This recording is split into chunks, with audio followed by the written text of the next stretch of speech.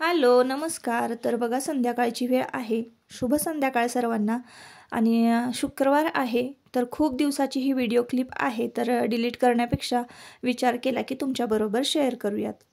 तर मागच्या वेळेस बघा मी तुमच्याबरोबर धोम धरणाचं जे काही शूटिंग होतं तर ते सगळं शेअर केलेलं होतं। काय काय केलं किंवा तिथे काय काय ॲक्टिव्हिटी आहे हे सगळं शेअर केलं।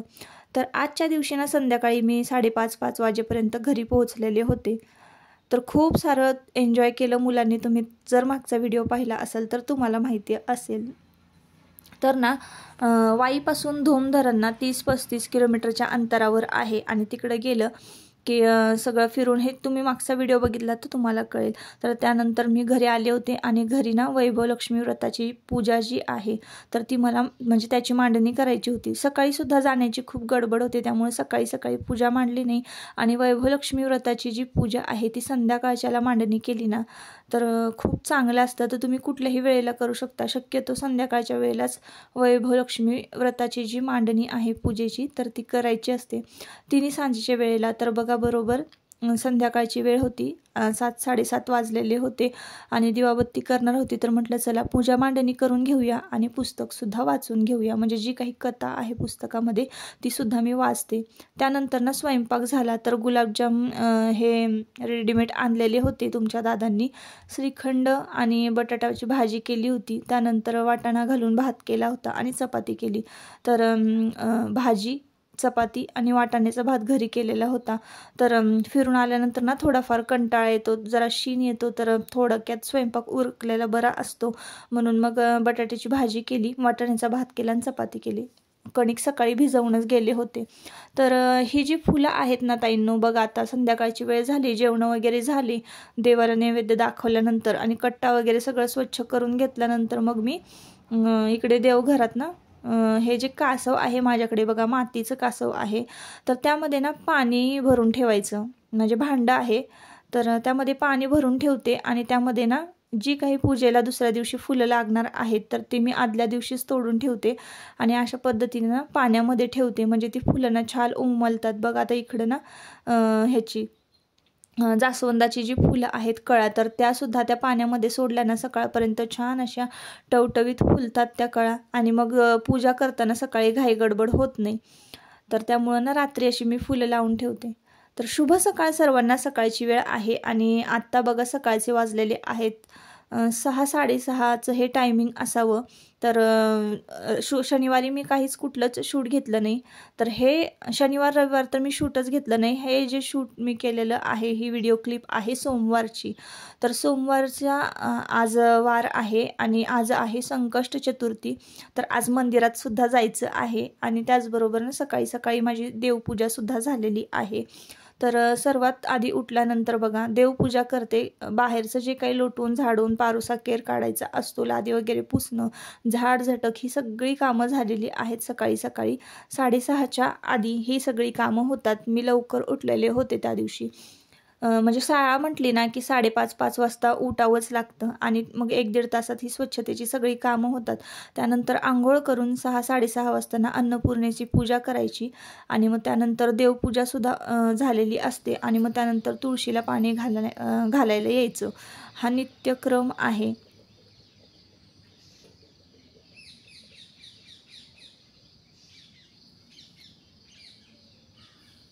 तर बघा ताईंनो इकडं पक्ष्यांची किलबिलाट तुम्ही ऐकत असाल। तर सकाळी असा तुळशीला दिवा लावला ना थोडा अंधार असतानाच खरं तर लावायला पाहिजे, लवकर लावायला पाहिजे जरा। पण 6-6:30 वाजेपर्यंत ना छान उजाडतं तर त्यामुळं ना अंधारात दिवा लावायचं म्हटलं तर 5-5:30 वाजता तुळशीला दिवा लावला पाहिजे। तर अंधारात म्हणजे अंधार असताना तुळशीला दिवा लावला ना तर खूप छान वाटतं, इतकं पॉझिटिव्ह वाटतं ना। तर नाही जमलं तरी 6-6:30 वाजता लावू शकतो आपण, तसं काही नाही आहे। तर मी इथं 6:30 वाजता तुळशीला सकाळ संध्याकाळ दिवा हा लावलाच पाहिजे आणि त्यानंतर सकाळी पाणी घालायचं, अगरबत्तीने ओवाळायचं, अगरबत्ती लावायची, नमस्कार करायचा। हे रोजचं रुटीनच आहे।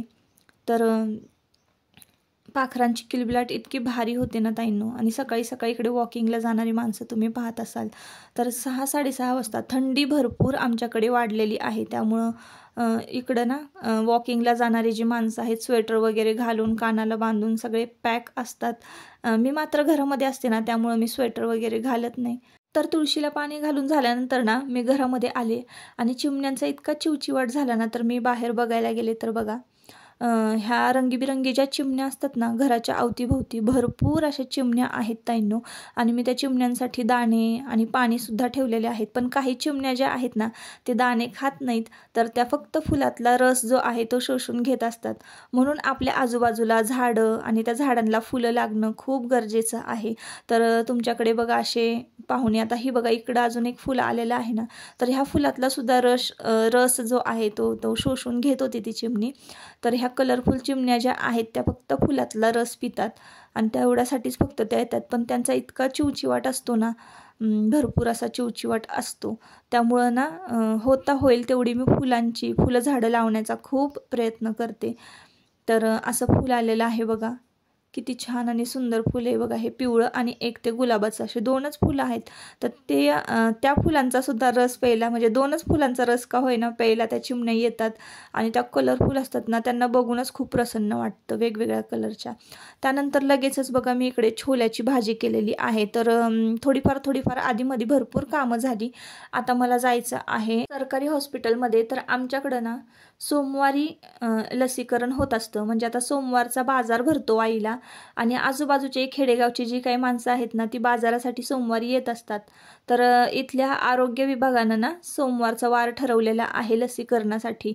तर लसीकरणासाठी मला जायचं आहे. तर देवांशला ना पोलिओची जी असती 5 वर्षाचं जे इंजेक्शन असतं लस, तर ती द्यायची आहे, तो डोस द्यायचा आहे. तर म्हटलं चला घरातलं सगळं काम जे आहे ते आटपून जाऊया. नंतर इंजेक्शन दुखायला लागलं आणि मुलांनी जर काम करून नाही दिलं तर मग या आधीच ना सगळी कामं आटपायची आणि मगच डॉक्टरांकडे जायचं. तर लवकर होतं लसीकरण, सकाळी 10 वाजता सुरुवात होते. तर 10च्या आधीचं हे सगळं रुटीन आहे. तर म्हटलं चला मस्तपैकी छोलेची भाजी केलेली आहे. तर संपूर्ण रेसिपी मला तुमच्याबरोबर शेअर करता आली नाही. खूप सोपी आहे ताईंनो. छोले शिजवून घेतले, रात्री भिजत घातले होते आणि कांदा बारीक कट करून घेतला, टोमॅटोची प्युरी केली, तेलामध्ये भाजला कांदा, टोमॅटोची प्युरी भाजली, त्यानंतर छोले मसाला घातला, लाल तिखट घातलं, हळद घातलं, मीठ वगैरे सगळं घातलं आणि मस्तपैकी मिक्स केली होती भाजी. टोमॅटोची प्युरी वगैरे कांद्यामध्ये भाजून घेतल्यानंतर आणि त्यानंतर ना तडका द्यायचा आहे आपल्याला. ह्या तडक्यानंच खरं तर इतकी मस्त चव येते ना या छोल्याच्या भाजीला. तर तुम्ही पाहिलं असाल पळीमध्ये ना मी तूप घेतलेलं आहे आणि तुपामध्ये ना छोले मसाला, लाल मिरची पावडर घालायची, कश्मीरी लाल चिली घातली तरीही चालेल, किंवा तुम्हाला जरा स्पायसी हवं असेल तर तुम्ही लाल तिखटसुद्धा घालू शकता.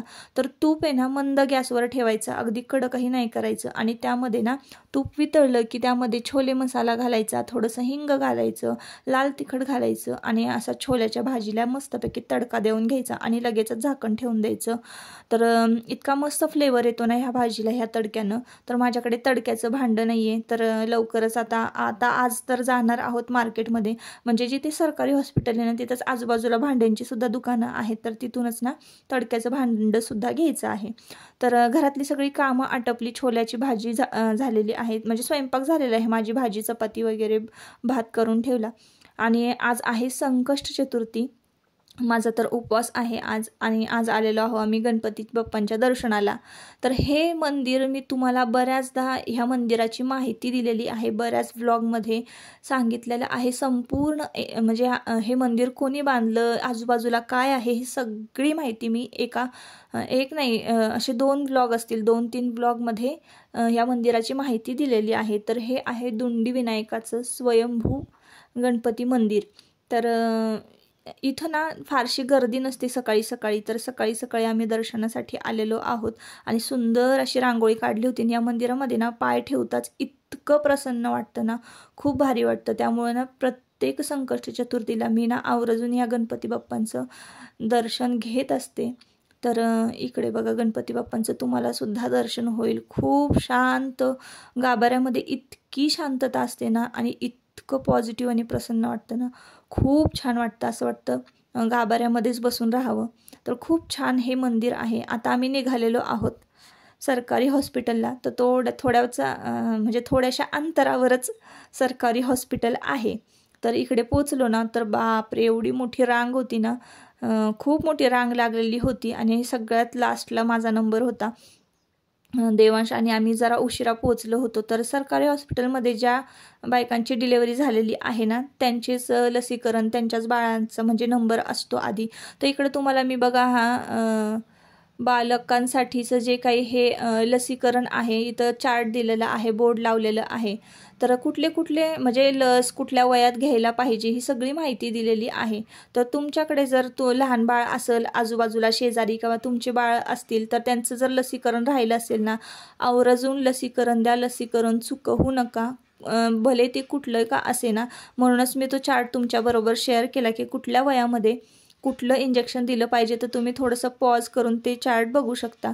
त्यानंतर येताना ना मी हे 2 भांडी खरेदी केलेली आहेत. तर एक तडक्याचं भांडं खरेदी केलं आणि हे एक बिडाचं जे भांडं आहे ना, तर तिथे एक मावशी म्हणजे मोडीला आल्या होत्या, मोड द्यायला आल्या होत्या. तर त्यांना मी विचारलं की का तुम्ही ही कढई मोडताय. तर म्हटले की मला अगं मॅनेज होत नाही, घासणं होत नाही, असं होत नाही. मग बरेच असेच मोडीचे जे भांडे आहेत ना, तर मी तर कधी घेत नाही बघा मोडीचे भांडे ताईंनो, मला माहिती नाही. पण मला ही कढई ना भारी वाटली, एकदम भक्कम वाटली, म्हणून ना मी हे घेतलेली आहे. तर मला ना ही कढई फक्त त्या दुकानदारानं 100 रुपयाला दिलेली आहे आणि ते तडक्याचं भांडं जे होतं ना, तर ते मला 180 रुपयाचं होतं, तर ते 150 रुपयाला दिलेलं आहे.